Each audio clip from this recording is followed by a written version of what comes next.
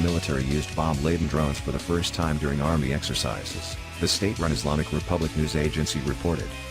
The Iranian-made unmanned aircraft, named Karrar, dropped 500-pound, 227-kilogram, bombs on ground targets during drills in the central province of Esfahan, IRNA said on Tuesday, quoting Army spokesman Brigadier General Farhad Goudarzi.